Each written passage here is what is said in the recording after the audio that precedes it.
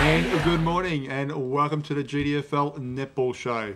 Yes, unfortunately, people, I'm back in the hot seat. No Megan this morning.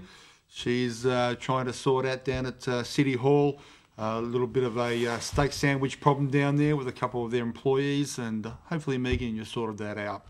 Anyway, joining me this morning, of course, as she is every week, is Felicity Clayton, or better known as Flick. Good morning. Flick, how are you today? Good, thank you. Yes, yourself? How's life down at Winch? Always good down there. Always good? Yep. Weather's been good. Weather's been good? Bit cold in the mornings? Yeah. That's good. No cow tipping down at Winch lately? No, we're not doing that this year, actually. No cow tipping? No, bit of a change. Wow. So That's really good. Well, good for the cows anyway. Yeah. Joining us this morning also, with our run into finals, we're going to try and be trying to get in a coach or a player from the top 5 teams that are playing finals this year. And we've got Terry Corrie joining us this morning from the Belpost Hill Netball Club. Terry, how are you this morning? I'm good, Bird. You're good? Good to be, mate. How you going, Flick? Good, thank you. All good and well? Yep. That's good. Terry, happy with the way the girls are down there at the moment? Yeah, as happy as what we could be at the moment, Bird. We set out at the start of the year to obviously play finals, as everyone does. Yep. And we're sitting third. And, yeah, look, we're happy to be there at this point in time. As everyone knows, finals is a different game. But we'll just take that one as it comes forward. Okay. Third is the best spot to be sitting, really, when going into finals, I think. So it's good spot to be in. Yeah, I don't believe in having a week off. We're not running around the football ground playing 100 minutes and getting banged about that hard, where they probably recovered pretty well and enjoy the week off, the boys. But me personally, I'd prefer to play right through the finals instead of having that week off. Yeah. So, yeah. All right, what we might do now, we might just go through last week's games and see some of the results and how the five's shaping up. First game off the rank, Werribee 65 defeated Anarchy 10. I suppose, Flick, no great surprise there. Michaela Ward, Jenny Gardner, Hayley Sadolki, running right there for Werribee. And they're just honing their skills right before finals time. I thought Anarchy might have shot a few more goals in this one than the 10, and I thought Werribee would have shot a bit more than what they did, especially with such low amount from Anarchy there. So it might have just come down to play on the day and weather and things like that there. So yeah. I thought there would have been a bit more in it from both sides. Anyway, nice win to Werribee there. Moving on to Belpost Hill. Had a very close game against Corio, but with Belpost Hill coming out winners, 52 to Corio 46.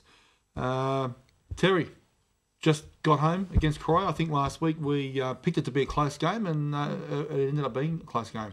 Yeah, as you did. Look, Corio are a good side. Corio are a very good side. They got a lot of ability in their side. I had a bit of a chat to Tammy Bingham before the game. Yep. They made a change. We were very lucky. We got off to a 13-goal break in the first quarter, and they made a change and brought on young, I don't know her name, tall girl from the under-17s. She was a goaler? Yes, goal attack. Danielle Davis? Yeah, she's champion, that kid, and she brought them right back into it. And at the end of the day, I think late in the third quarter we had a 3-goal break, and it was getting a bit nervy. Yep. And we were lucky to get away with the points. And look, they're a good side. They're a very good side. I think during the course of the season, we've been talking about some of the young girls playing for some of the clubs. You've got Brooke Young down at North Geelong now, getting a go in the A grade. Of course, we've been, giving big kudos to Tori Miller from Inverleigh during the season. And probably Danielle Davis has been in the sort of been there, but we really haven't really noticed it because of the way Crio's final games have been turning out. They've been winning many games. And she does seem to play in that wing defence position, and not in the goals in the A grade there. So the good thing with Danielle Davis, she can play just about anywhere on court. I remember last year and even earlier in the season, they're playing her in defence, and now with the injury to Michelle Rosakis, they've swung her into goals. And like she really did play a great game against Belpost Hill on Saturday. I watched her there, and she's got great movement in the goal circle, and Belpost Hill's defenders were really under the pump most of the game. And, 5 or 6 goals in the end. It's only a couple of centre passes and it's anyone's game. So, but I'm sure, Terry, you're happy to get away with the 4 points? Oh, absolutely. And looking at the cryo side, if you have a look at the ability in the side, like even at Tammy Bingham, who's probably one of the best mid-quarters, left-handed mid-quarters that you'd find, and she's playing in goals. So I'd look at Tammy as she's probably filling that void. And if you put is it Michelle back into goals and free up Tammy to run that mid-court, she's got a great left hand, they'd be stronger again. So, yeah, look, I was really impressed. They were a very good side.